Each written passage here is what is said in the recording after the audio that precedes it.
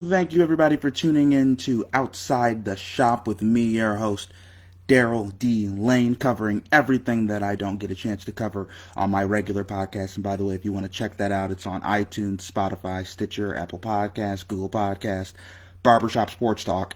We will be releasing a new episode Wednesday, like around roughly midnight. And going to be really NBA heavy. Going to have a special guest who covers the Denver Nuggets. We get into a lot of general NBA stuff as well, just not the Nuggets. And also, I'm going to have my friend Max Edelstein come on the podcast too, and we're going to talk a little bit about some gambling, I think, some boxing, and maybe a little bit of NFL and some fantasy smack talk. So all that should be interesting, and that's going to be on Wednesday. Now, what we got for today: Carson Wentz and the Eagles, folks. They're just bad. Watching the Monday Night Football game last night, they are just bad. They only scored 17 points. I don't particularly think Seattle's defense is all that great. 55% completion percentage, 2 touchdowns, 1 interception, and he got sacked 6 times. He kept getting hit and hit and hit over and over and over again, and it was tough to watch. His wide receivers can't get open. His offensive line can't protect him, and it just seems like a mess right now for Philly. And I know Carson Wentz hasn't played bad, but here's what I want to say to all the people who say, bench Carson Wentz. Right, 16 touchdowns, 15 interceptions on the season. Bench Carson Wentz. Jalen Hurts isn't the answer, folks. Let's remember what Jalen Hurts was at Alabama. He lost his job to Tua Tagovailoa because he couldn't throw the football. That's why he lost the job. He's not a better thrower of the football than Carson Wentz. He doesn't have better arm strength. He doesn't have better accuracy than Carson Wentz. I'm not even quite sure he's a better athlete than Carson Wentz. So what does he do better than Carson Wentz? He's not as experienced. I guess you could say, some people say, Jalen Hurts has the intangibles. He's a leader. Well, if your football team full of veterans, full of grown men, need a 22-year-old rookie to lead you, you have bigger problems. So I think we need to hold off on the Jalen Hurts talk. Also, you can't go back to Carson Wentz if you bench it for Jalen Hurts, because Jalen Hurts is a young quarterback too. Like, you can't. It opens a whole can of worms. I think they just need to stay the course with Carson Wentz. Also because Carson Wentz isn't the only bad thing going on in Philadelphia right now. So who's to blame for Carson Wentz playing so bad? And I think it's interesting about when we talk about peaking and things like that in athletics. What if I just told you, and we can just equate this to everyday life, you peaked at your life when you were 23. You'd be like, damn, Darrell, that's a sad life. Well, that is what's happened to Carson Wentz. His best year was 2017 when he had, I believe, 33 touchdown passes. And the Eagles ended up winning a Super Bowl, obviously not with him because he got hurt. But he was playing at an MVP level that whole year, and that was his second year in 2017. He hasn't been able to play anywhere near that. He was a top 5 QB. He was a top 5 QB in 2017. Hasn't been anywhere near that, and now he's towards the bottom half of the NFL in terms of quarterback play. So who does that fall on, right? When you're younger, you're supposed to get better. You're not supposed to get worse.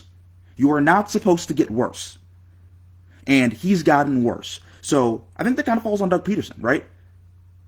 He's supposed to be a QB guru. He's supposed to be a great offensive mind, and his quarterback, his prized asset, is deteriorating before our eyes. And maybe it's the offensive line, maybe it's the wide receivers, but also Carson Wentz hasn't been playing well. And I know we can say Carson Wentz isn't that good, but they drafted him with the number 2 overall pick.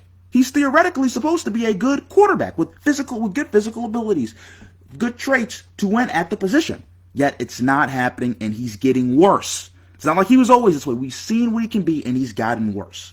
I don't know what that is, but I think that's a flaw in the Philadelphia Eagles organization that they need to address, and they need to look top to bottom, from OC to head coach to general manager to QB coach, everybody, because that is a failure when your prize asset at quarterback is getting worse. So, college football.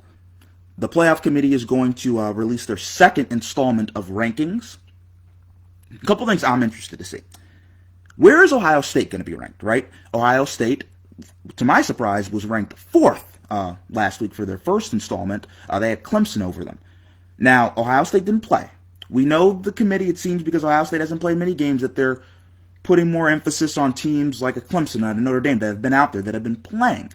So I want to see how far Ohio State drops, if at all, if they drop to a Texas A&M or a Florida, who by the end of this year are going to have way more games than Ohio State. And they play in a way tougher conference anyway, and they've been challenged more. A Texas A&M team can make a huge case with Jimbo Fisher.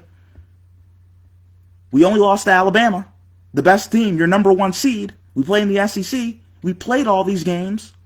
Why shouldn't we be in the playoffs? So I think it's going to be really interesting to see if Ohio State drops it all in the polls. Also, I think it's going to be interesting to see Cincinnati, a group of 5 team that has a good chance of making the playoffs potentially. They didn't play either. They got their game canceled. Are they going to stay the same? Are they going to drop? I think that's going to be interesting as well. So those are 2 things that I think we should all be paying attention to. Now, next up. So Dennis Schroeder, Los Angeles Lakers just traded for him from the Oklahoma City Thunder.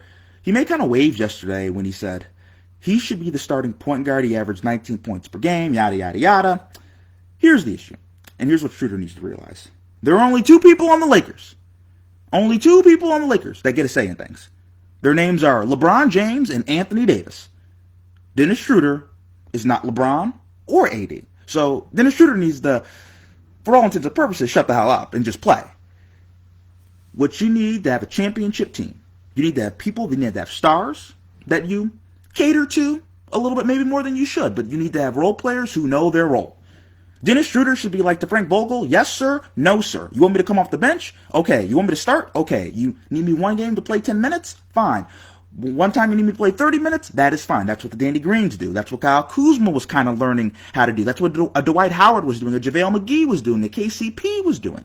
That's what you need to win a championship. You need your stars, and then you need guys who know their role. And it seems like Dennis Schroeder does not know his role at the moment. Fit in or fit out. Because trust me, if it's causing issues, the Lakers will get rid of him. They won without him, and I think they'll win without him next year. And just the fact of the matter. So lastly, what I want to get to this. Ravens versus Steelers moved to Wednesday. It was supposed to first be on Tuesday. Now it's been moved back again for the 3rd time on Wednesday. Now here's what's really interesting, and I want you guys to all comment on this and tell me what you think. How would you guys feel if there was NFL football every day? And they found a way to make it work. And I know there's a lot of schedule stuff that I can't get into detail with right now. But theoretically, if we could have a primetime game every Monday, Tuesday, Wednesday, Thursday, and Friday. How would you feel about that? Would you like that? Would you not? I think that's interesting. And I'm going to be really interested to see what the ratings are for this game as well. Because I feel like maybe in a scenario, the NFL could dominate every day during the football season. Have a primetime game. And I think you'd get more eyeballs on it too, because a lot of the times on Sunday for these 1 o'clock games, people aren't watching because it's all regional coverage. More primetime games. I think maybe they could do an agreement with the network. So I think it's going to be really interesting because of, obviously, this is happening because of COVID-related issues. But if this will, how will it affect the ratings? I'm very interested to see that. And that's all we have for Outside of the Shop with me, your host, Darrell Lane. If you want to subscribe to my YouTube channel. I'm going to post this on my YouTube channel as well. Also, like I said, we're releasing my podcast, Barbershop Sports Talk, at 12 o'clock tonight. Going to have a lot of boxing, going to have some basketball, a little bit of NFL. Going to have a lot of great content for you. You can find me on Spotify, iTunes, Stitcher, Apple Podcast. Have a good day, and God bless.